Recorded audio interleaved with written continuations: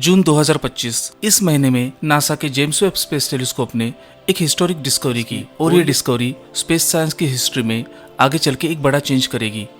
एक ऐसी डिस्कवरी हुई है जिसका साइंटिस्ट 30 सालों से वेट कर रहे थे। जेम्स वेब स्पेस टेलीस्कोप जो ह्यूमंस ने बनाया अब तक का सबसे एडवांस टेलीस्कोप है और अब उसने कुछ ऐसा कर दिखाया है जो इससे पहले कभी पॉसिबल नहीं था।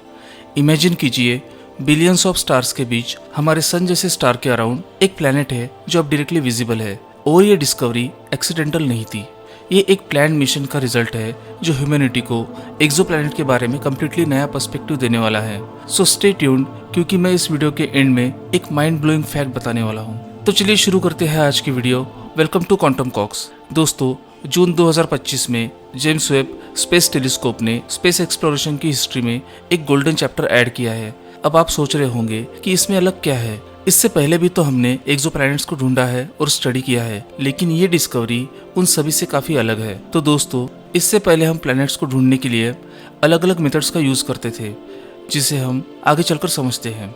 लेकिन इस डिस्कवरी में एक नई बात है। पहली बार हमने एक एक्सोप्लैनेट का डायरेक्ट इमेज कैप्चर किया है। बट वेट, ये सिर्फ एक रूटीन डिस्कवरी नहीं है। ये अचीवमेंट 30+ ईयर्स के टेक्नोलॉजिकल एडवांसमेंट का रिजल्ट है और इसका इम्पैक्ट इतना डीप होगा जो हमारे प्लैनेट्स या एलियन लाइफ की डिस्कवरी का तरीका ही बदल देगा। अब इसके पहले कि मैं आपको बताऊं कि ये डिस्कवरी कितनी रिवोल्यूशनरी है, मैं आपको एक छोटी सी जर्नी पे ले जाना चाहता हूँ। 1990 तक एक्सोप्लैनेट सिर्फ साइंस फिक्शन में एग्जिस्ट करते थे। साइंटिस्टों को थियोरेटिकली पता था हमारे सोलर सिस्टम जैसे कई सारे स्टार्स और प्लैनेट्स होने चाहिए, लेकिन इसका कोई प्रूफ नहीं था। 1995 में 51 पेगासी भी डिस्कवर हुआ, पहला कंफर्म्ड एक्सोप्लैनेट जो सन जैसे स्टार के अराउंड ऑर्बिट करता था। माइकल मेयर, डीडीआर क्वेलज ने 1995 में एक डिस्कवरी की थी जिसने एस्ट्रोनॉमी की दुनिया को हिला दिया। उन्होंने एक प्लैनेट को डिटेक्ट किया था जो हमारे सोलर सिस्टम के बाहर था और ये काम उन्होंने रेडियल वेलोसिटी के मेथड का यूज करके किया था।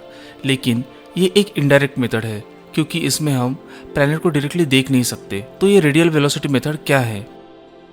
रेडियल वेलोसिटी एक ऐसी टेक्निक है जिसमें हम स्टार के लाइट स्पेक्ट्रम को बहुत ही सेंसिटिव इंस्ट्रूमेंट से मेजर करते हैं। तो प्लैनेट का ग्रेविटेशनल पुल स्टार को थोड़ा सा खींचता है। इस वजह से स्टार एक छोटी सी वॉबलिंग मोशन करता है, मतलब वो थोड़ा आगे पीछे मूव करता है। इस मूवमेंट की वजह से स्टार की लाइट में छोटा सा डॉपलर शिफ्ट होता है। जब स्टार हमारी तरफ मूव करता है तो उसका लाइट थोड़ा ब्लर हो जाता है। वही जब स्टार हमसे दूर जाता है तो लाइट थोड़ी रेड शिफ्ट होती है। हम ये शिफ्ट मेजर करके ये समझ लेते हैं कि स्टार के आसपास कोई प्लैनेट है या नहीं है, और अगर कोई प्लैनेट है तो उसका मास कितना होगा और उसका ऑर्बिट कितना बड़ा हो सकता है। हमने रेडियल वेलोसिटी को ऑब्जर्व करके कई प्लैनेट्स को डिटेक्ट किया है, जैसे कि 51 पेगासी बी, माइकल मेयर और डिडलियर क्वेलस की पहली डिस्कवरी, एक हॉट जुपिटर जो अपने स्टार के बहुत क्लोज ऑर्बिट करता है। ये पहला कंफर्म्ड एक्सोप्लैनेट था जो सन लाइक स्टार के आसपास मिला। ग्लाइजी 581c, ये प्लैनेट अपने स्टार के हैबिटेबल जोन में होने के लिए मशहूर है और इस प्लैनेट पे लिक्विड वाटर होने की पूरी पॉसिबिलिटीज है, जिसका मतलब होगा कि एलियन लाइफ फॉर्म का एग्जिस्टेंस। HD 209458b, जिसे हम ओसिरिस भी कहते हैं, ये पहला प्लैनेट है जिसका एटमॉस्फेयर हमने डिटेक्ट किया था और ये भी रेडियल वेलोसिटी से कंफर्म हुआ था। प्रॉक्सिमा सेंचुरी भी हमारे सोलर सिस्टम के सबसे नजदीक स्टार के आसपास का प्लैनेट जो हैबिटेबल जोन में आता है। फिर आई एक नई मेथड जिसे हम कहते हैं transit method. Kepler space telescope की मदद से इस टेक्निक को नियर टू परफेक्ट कर दिया। इस मेथड का प्रिंसिपल सिंपल है, लेकिन एग्जीक्यूशन के लिए बहुत ही प्रिसाइज और केयरफुल ऑब्जर्वेशंस की जरूरत होती है। तो दोस्तों, जब कोई प्लैनेट अपने स्टार के सामने से गुजरता है तो इस प्रोसेस को हम कहते हैं ट्रांजिट, और जब ये ट्रांजिट होता है तो स्टार की ब्राइटनेस में एक हल्की सी गिरावट आती है। सोचो, जैसे कोई छोटा सा कीड़ा हो जो एक लाइट बल्ब के सामने उड़ रहा हो।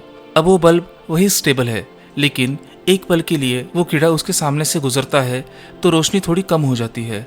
एस्ट्रोनॉमर्स इसी ब्राइटनेस के ड्रॉप को मेजर करके प्लैनेट्स को डिटेक्ट करते हैं। केपलर टेलीस्कोप ने इसी मेथड का यूज करके 4000 से ज्यादा एक्सोप्लैनेट को डिटेक्ट किया था और इनमें से कई पोटेंशियली हैबिटेबल प्लैनेट्स है। अगर हम कुछ फेमस एग्जांपल्स देखें तो ट्रैपिस्ट-1 सिस्टम, एक सिंगल स्टार जिसके आसपास 7 अर्थ के साइज के प्लैनेट्स है, जिनमें से 3 हैबिटेबल जोन में आते हैं। केपलर 452b, जिसे हम अर्थ का ओल्डर कजन कहते हैं। ये साइज में अर्थ के बराबर है और हैबिटेबल जोन में आता है, लेकिन ये मेथड भी इनडायरेक्ट डिटेक्शन करता है। हम प्लेनेट की तस्वीर नहीं लेते, हम बस उसके गुजरने से लाइट में हुई कमी से उसका अंदाजा लगाते हैं। अब हम समझते हैं कि डायरेक्ट इमेजिंग इतनी मुश्किल क्यों है। डायरेक्ट इमेजिंग मतलब एक्चुअली एक्सोप्लैनेट का फोटोग्राफ लेना। ये सबसे डिफिकल्ट मेथड है। सवाल उठता है क्यों? तो इमेजिन कीजिए आप 200 लाइट ईयर्स दूर से एक कैंडल की फोटो लेना चाहते हो जो एक लाइट हाउस के बगल में जल रही है। लाइट हाउस यानी कि स्टार की ब्राइटनेस कैंडल यानी कि प्लेनेट से बिलियन टाइम्स ज्यादा होती है। प्लस हमारे धरती का एटमॉस्फेयर, लाइट पोल्यूशन और other radio wave interference turbulence create करती है। ग्राउंड बेस्ड टेलीस्कोप्स के लिए ये ऑलमोस्ट इम्पॉसिबल है। फिर भी हमने कुछ सक्सेसफुल अटेम्प्ट्स किए हैं, जैसे कि HR 8799 सिस्टम, बेटा पिक्टोरिस बी, लेकिन ये रेयर केसेस है और वो प्लैनेट्स साइज में काफी मैसिव और यंग थे, इसीलिए हॉट और ब्राइट थे। बट अब जेम्स वेब टेलीस्कोप ने ये गेम कम्प्लीटली चेंज कर दिया है। दिसंबर 2021 में हम इंसानों ने अब तक का सबसे पावरफुल और technological Marvel James Webb space telescope को लॉन्च किया था और 2022 में ये ऑपरेशनल हुआ। नासा के साइंटिस्ट ने लगभग 30 साल की कड़ी मेहनत और लगन से इस इम्पॉसिबल टेक्नोलॉजिकल मार्वल को पॉसिबल कर दिखाया। वैसे तो ये हबल टेलीस्कोप का सक्सेसर है, जो खुद में एक टेक्नोलॉजी का बेहतरीन एग्जाम्पल था। बट अब जेम्स वेब स्पेस टेलीस्कोप की कैपेबिलिटीज का मामले में ये हबल से 100 गुना ज्यादा पावरफुल है। 6.5 मीटर का प्राइमरी मिरर, जिसका कलेक्टिंग एरिया हबल से 6.25 टाइम्स बिगर है। James Webb space telescope infrared light का यूज करता है, जो कूलर ऑब्जेक्ट्स जैसे कि प्लैनेट्स के लिए परफेक्ट है। L2 लैग्रांज पॉइंट पर पोजीशन्ड अर्थ से 1.5 मिलियन किलोमीटर दूर कंप्लीटली स्टेबल और इंटरफेरेंस फ्री एनवायरनमेंट में काम करता है। जेम्स वेब ने एक्सोप्लैनेट्स के फील्ड में ऑलरेडी इंक्रेडिबल काम। हमने वास्प 96b के एटमॉस्फेयर को स्टडी करके उसमें वाटर वेपर डिटेक्ट किया है। K2-18b में क्लाउड फॉर्मेशंस और वेदर पैटर्न्स को स्टडी किया है।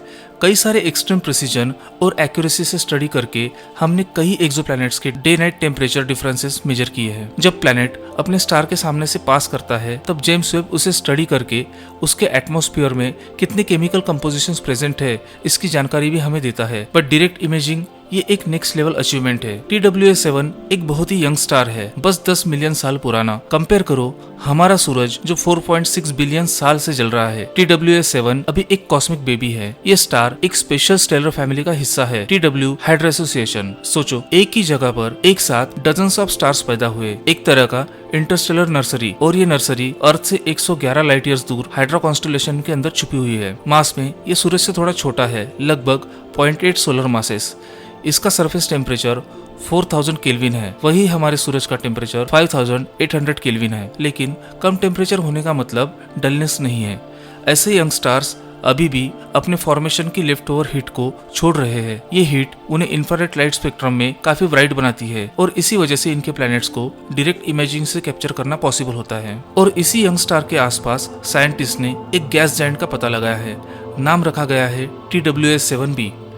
इसका मास लगभग सैटर्न के बराबर है, अराउंड 95 अर्थ मासेस, जिसका मतलब है कि ये अर्थ से 95 गुना ज्यादा बड़ा है। ये अपने स्टार के 15 से 20 एस्ट्रोनॉमिकल यूनिट दूर घूमता है, यानी लगभग वही डिस्टेंस जहां हमारे सोलर सिस्टम में सैटर्न है। अगर हम बात करें इसके टेम्परेचर की, तो इसका टेम्परेचर अराउंड 1000 केल्विन यानी कि 227 डिग्री सेल्सियस है। कंपोजिशंस के बारे में साइंटिस्ट काफी श्योर है कि ये एक गैस जायंट है जिसके अंदर एक रॉकी कोर छुपा हो सकता है। जेम्स वेब स्पेस टेलीस्कोप ने इस डिस्कवरी को कंफर्म करने के लिए एक केयरफुली प्लान्ड स्ट्रेटेजी फॉलो की। पहले अलग अलग डेट्स पर मल्टीपल ऑब्जर्वेशंस किए गए। हर बार प्लैनेट की पोजीशन स्लाइटली शिफ्ट होती देखी, एक सॉलिड साइन कि एक बैकग्राउंड स्टार नहीं है बल्कि अपने होस्ट स्टार के ऑर्बिट में है। फिर इंफ्रारेड स्पेक्ट्रल एनालिसिस किया गया। स्पेस टेलीस्कोप ने प्लैनेट की लाइट को डाइसेक्ट करके उस एटमॉस्फेयर के सिग्नेचर्स कैप्चर किए। ऐसे डेटा में वाटर वेपर, मीथेन और कार्बन मोनोऑक्साइड जैसे मॉलिक्यूल्स के क्लूज मिल सकते हैं। साथ ही कंटेमिनेशन चेक्स किए गए ताकि कोई बैकग्राउंड गैलेक्सी, स्टार या इमेजिंग आर्टिफैक्ट को गलती से प्लैनेट न मान लिया जाए। और जब तक एनालिसिस खत्म हुआ, साइंटिस्टों के पास 99.99% कॉन्फिडेंस लेवल का रिजल्ट था। हाँ, ये एक रियल एक्सोप्लैनेट है। स्पेस साइंस की हिस्ट्री में एक परमानेंट चैप्टर बन चुका है। हम प्लैनेट्स की प्रॉपर्टीज को डायरेक्टली स्टडी कर सकते हैं बिना स्टार के इंटरफेरेंस के। वही डायरेक्ट लाइट से डिटेल्ड एटमॉस्फेयर कंपोजिशन निकल सकते हैं, जो आगे चल के शायद हमें कोई एलियन लाइफ फॉर्म की साइंस भी दिखा सकता है। पोटेंशियली हम वेदर सिस्टम डिटेक्ट कर सकते हैं ताकि उस प्लैनेट की हमें और जानकारी मिल सके जो लाइफ फॉर्म क्रिएशन में क्रिटिकल होती है।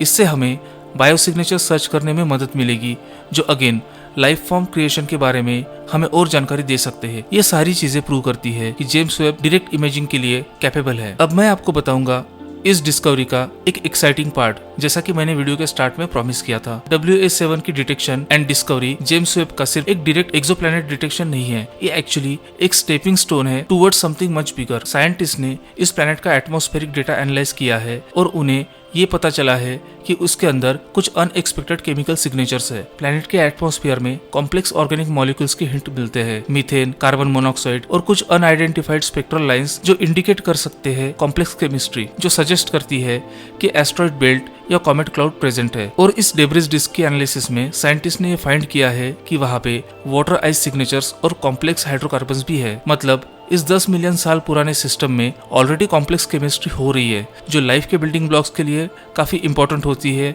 और एक एलियन लाइफ फॉर्म को क्रिएट कर सकती है। दोस्तों, ये डिस्कवरी एक्सोप्लैनेट साइंस के एरिया में एक नए इरा को जन्म देती है। जेम्स वेब स्पेस टेलीस्कोप ने ये प्रूव कर दिया कि डायरेक्ट इमेजिंग ना सिर्फ पॉसिबल है बट इनक्रेडिबली इंफॉर्मेटिव भी है। और सबसे एक्साइटिंग पार्ट ये है, एज टेक्नोलॉजी इम्प्रूव्स हम potentially earth like planets directly image कर सकते हैं और उसके एटमॉस्फेयर में बायोलॉजी के सिग्नेचर्स को सर्च कर सकते हैं। अगर आपको ये वीडियो इन्फॉर्मेटिव लगा हो तो प्लीज इसे लाइक और शेयर करना ना भूले। कमेंट में बताइए कि आप क्या सोचते हैं, क्या हम नेक्स्ट 10 साल में earth like exoplanets directly image कर सकेंगे? ऐसे ही इंटरेस्टिंग वीडियोस के लिए सब्सक्राइब करें क्वांटम कॉस को। तब तक के लिए thanks for watching this video. Stay tuned.